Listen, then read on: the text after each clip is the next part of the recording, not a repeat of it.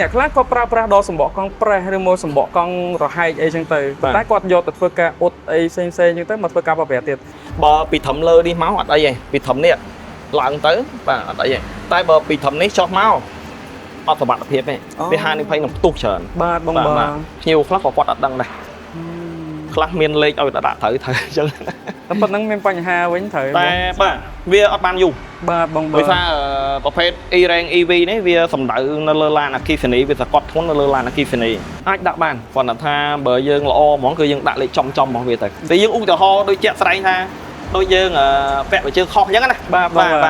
បើយើងដើរទៅមុខបានបើយើងដាក់លេខធំទៅដូចកូនក្មេងពាក់បើជើងមនុស្សធំអញ្ចឹងយើងអូសទៅក៏វាយឺតហើយវាស៊ីសាំងស៊ីអីអញ្ចឹងព្រោះ E-Rank វា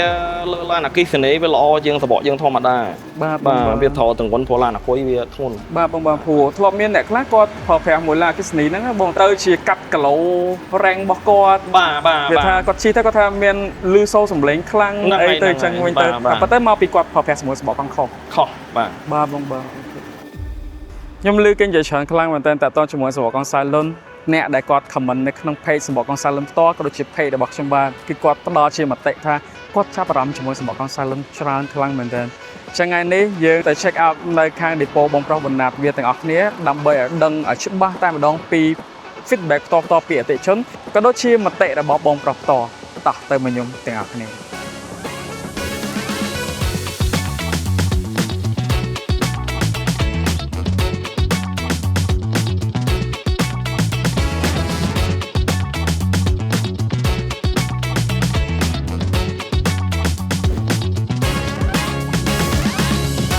អូខេសូមគោរពសួស្តីប្រិយមិត្តទាំងអស់គ្នាសូមស្វាគមន៍មកកាន់ការធ្វើបទបង្ហាញថ្មីចឹងឥឡូវនេះយើងបានមកដល់ depot របស់បងប្រុសបណ្ណាតផ្ទាល់តែម្ដងដើម្បីទៅសាកសួរបងតាក់ទងជាមួយនឹង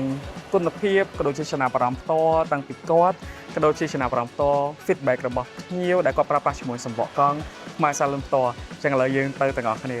ចឹងជាដំបូងសូមគោរពសួរបងបាទចឹងបងអាចជួយធ្វើការណែនាំខ្លួនរបស់បងទៅកាន់ទស្សនិកជនរបស់យើងបាទខ្ញុំម្ចាស់ depot បណ្ណាតវែលលក់សម្បកកង់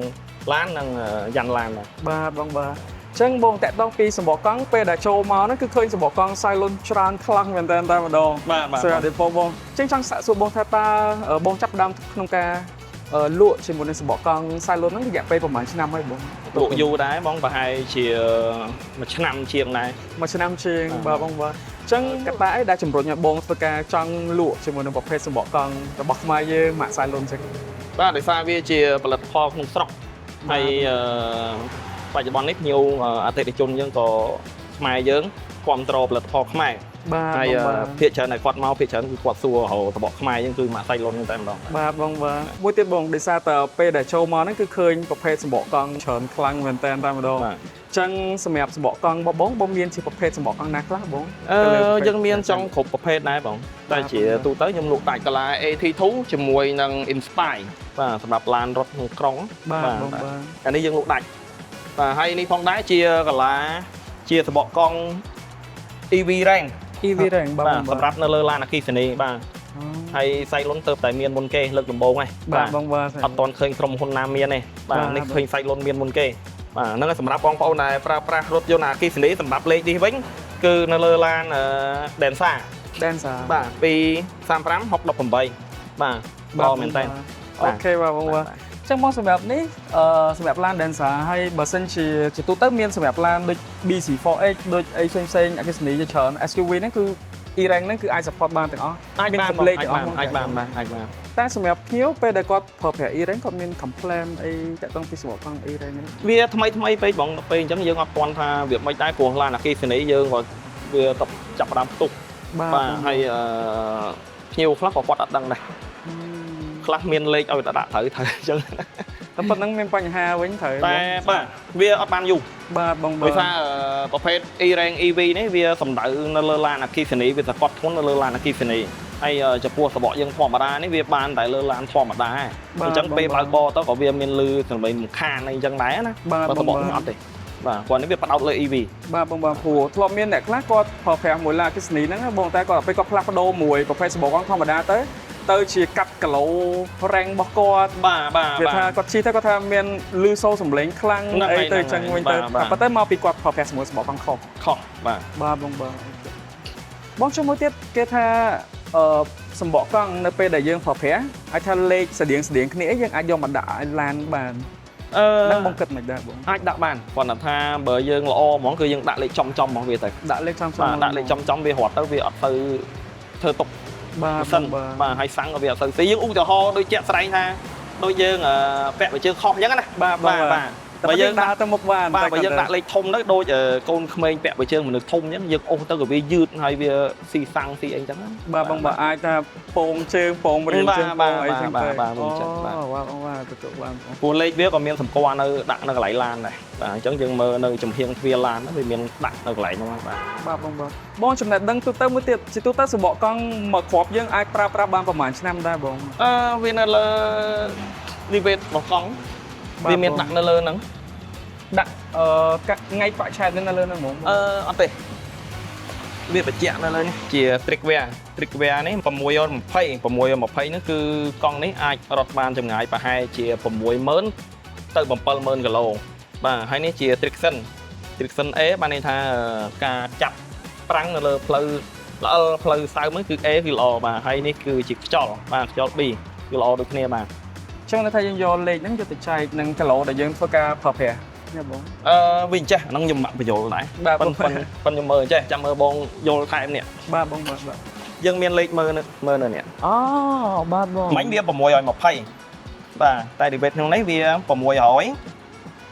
ទៅដល់700នេះយើងអាចប្រើបានពីចន្លោះ60000ទៅ70000គីឡូអូបាទបងបាទអូបងមានកំពីទៅបាទខ្ញុំកំពីហ្នឹងហ្មងហើយបើយើងគិតជាឆ្នាំវិញវាអាចមកគ្រាប់ហ្នឹងចាប់ពី3ឆ្នាំឡើងមកគ្រាប់ពី3ឆ្នាំឡើង3ឆ្នាំឡើងបាទអាហ្នឹងបើយើងអត់សូវប្រើប្រាស់3ឆ្នាំយើងឆែកមើលម្ដងតែបើយើងអាសាបើកបអញ្ចឹងចាប់ពី50000គីឡូយើងឆែកមើលម្ដងថាវាគួរតែដូរអត់ព្រោះវាមិនអាចថាកំណត់ថា60000វាត្រូវតែ60000ទេដោយសារអីការបើកបអ្នកខ្លះគាត់សក់តឹងពេកធូរពេកខ្លះគាត់ជប់វាជាប់អីញុកច្រើនកន្លែងអញ្ចឹងណាបងបាទអញ្ចឹងបងចុះបើឧទាហរណ៍ថាឃើញអ្នកខ្លះគាត់ប្រើប្រាស់ដល់សម្បកកង់ប្រេះឬមកសម្បកកង់រហែកអីចឹងទៅតែគាត់យកទៅធ្វើការអ៊ុតអីផ្សេងចឹងទៅមកធ្វើការប្រើប្រាស់ទៀតអញ្ចឹងបើសម្រាប់បងជាអ្នកគប់គង់ជាមួយសម្បកកង់ផ្ទាល់បងគិតមិនដែរបងទៅបញ្ហាសម្រាប់ញុកជាមួយប៉ះពីក្នុងខ្ញុំណែនាំឲ្យប៉ះពីក្នុងល្អជាងបាទហើយប៉ះពីក្នុងក៏ដោយក៏យើងមើលជាក់ស្ដែងថាសម្បកហ្នឹងគួរប៉ះហើយឲ្យគាត់ប្រើឬមួយក៏អត់ទទួលដោយសារអីបើពីត្រឹមលើនេះមកអត់អីទេពីត្រឹមនេះឡើងទៅបាទអត់អីទេតែបើពីត្រឹមនេះចុះមកអត់សុវត្ថិភាពទេវាហានិភ័យនឹងផ្ទុះច្រើនបាទបងបាទពោះពីត្រឹមនេះមកវាអត់មានលុះទៅដល់ទេវាមានតែសំណាញ់ជាមួយជាន់ទេបាទអញ្ចឹងបើពីត្រឹមនេះខ្ញុំអត់ទទួលធ្វើទេបាទតែបើភ្ញៀវគាត់ជួយផងអីអញ្ចឹងគាត់សម្រាប់គាត់បើកមកគាត់ទៅទេសឲ្យសិនណាបាទបងយើងធ្វើឲ្យគាត់ទៅបាទតែហត្ថន័យអត់ធានាទេបាទបងអញ្ចឹងបើប្រភេទកាឡានេះវិញភាគច្រើនយើងផ្ដោតលើអ្នកសារឡើងចុះខេត្តបាទបងបាទព្រោះវាប្រើលើផ្លូវកស៊ូផ្លូវបេតុងផ្លូវចុះគ្រោះផ្លូវអីគឺអែមល្អបាទបងបាទហ្នឹងនិយាយទៅអាចនិយាយបានថាគឺជាប្រភេទកាឡា off road អីចឹងបាទវានៅធុនកដាទេបងបើ off road ហ្មងវាកាឡាវាមិនជុំយ៉ាងតែវាលឺបាទជាទូទៅខ្ញុំលក់ដាច់កាឡានេះវាអត់សូវលឺសម្លេងរំខានទេបាទពេលបើកបទៅណាអូខេបងជួយតាក់ទងពី feedback របស់កម្មភ្ញៀវវិញឧទាហរណ៍ថាអ្នកប្រើប្រាស់ដែលគាត់មកហ្នឹងគាត់តែងតែស្វែងរកសម្បកកង់សាយលុនប៉ុន្តែបងដែលទទួលបាន feedback ពីកម្មភ្ញៀវណាដែលគាត់មកគាត់និយាយថាសម្បកកង់សាយលុនគឺមានលក្ខណៈបែបណាអីបងជាទូទៅភ្ញៀវតែងតែសរសើរបងបាទបងដូចជាអត់ដែលមានបញ្ហាអីទេបាទបងការសរសើរនោះគឺច្រើនគាត់សរសើរទៅលើប្រភេទជ័រកស៊ូឬមួយក៏ភាពស្វិតធន់ឬមួយក៏បែបណាដែរហ្នឹងហើយគាត់សរសើរថាពេលដែលបើកបរទៅវារត់ស្ងាត់បាទរត់ស្ងាត់ហើយវាធន់បាទប្រើបានយូរបាទបងបាទប្រើបានយូរចាប់ដល់ចំពោះតម្លៃវិញបងតម្លៃសមរម្យអាចទទួលយកបានបាទវាមិនចាញ់ brand ល្បីប៉ុន្មានទេបាទបងបាទនិយាយទៅបើតាមស្ដាប់បងនិយាយមកបើន័យថាអតិជនដែលគាត់ប្រើប្រាស់មួយសម្បកកង់សាឡុនគឺគាត់ពេញចិត្តជាមួយនឹងប្រភេទសម្បកកង់របស់គាត់ដែលគាត់កំពុងតែប្រើនឹងខ្លាំងមែនតើតែម្ដងអញ្ចឹងឥឡូវនេះបងចង់សួរបងតាក់ទងជាមួយនឹង promotion ពិសេសវិញឧទាហរណ៍ថាបើសិនជាខាងអតិជនគាត់ធ្វើការមកផ្លាស់ប្ដូរជាមួយសម្បកកង់នៅទីតាំងបងតើបងមានជាមួយ promotion អ្វីខ្លះដែរបងបាទសម្រាប់អតិជនមកផ្លាស់ប្ដូរសម្បកកង់នៅទីតាំង Bonatware យើងខ្ញុំមាន free ដូចជាការផ្លាស់ប្ដូរ free voucher free ខ្យល់ត្រជាក់ហើយនឹងថ្លឹងលំនឹងកង់ ការពារទៅកុំឲ្យបើកបរញាក់ញ័រចង្កូតនៅពេលបើកបរអញ្ចឹងណាសម្រាប់បងប្អូនដែលមានតម្រូវការមកផ្លាស់ប្ដូរសបកកង់រថយន្តអាចចាប់អារម្មណ៍មកដេប៉ូប៉ុណ្ណាពេលយើងខ្ញុំបានដែលមានទីតាំងនៅផ្លូវ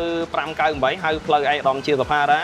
ពេលយើងមកពីរង្វង់មូកម្ពុជាប្រហែលជា500ម៉ែត្រនៅខាងត្រាំដៃបាទបងបាទអូខេបងយកចឹងពិតជាពិសេសខ្លាំងមែនតើបងសម្រាប់ការដេប៉ូបងអញ្ចឹងបងជាចុងក្រោយតើបងមានពាក្យពេចន៍ក៏ដូចជាបងមានសំណុំពរអីទៅកាន់អតិថិជនទាំងគាត់កំពុងតែប្រើប្រាស់ក៏ដូចជាគាត់មិនទាន់ធ្វើការប្រើប្រាស់ជាមួយប្រភេទសបកកង់សៃលុនទេបងបាទជាចុងក្រោយខ្ញុំលើកទឹកចិត្តឲ្យបងប្អូនប្រជាពលរដ្ឋខ្មែរយើងប្រើប្រាស់សបកកង់ខ្មែរម៉ាក់សៃលុន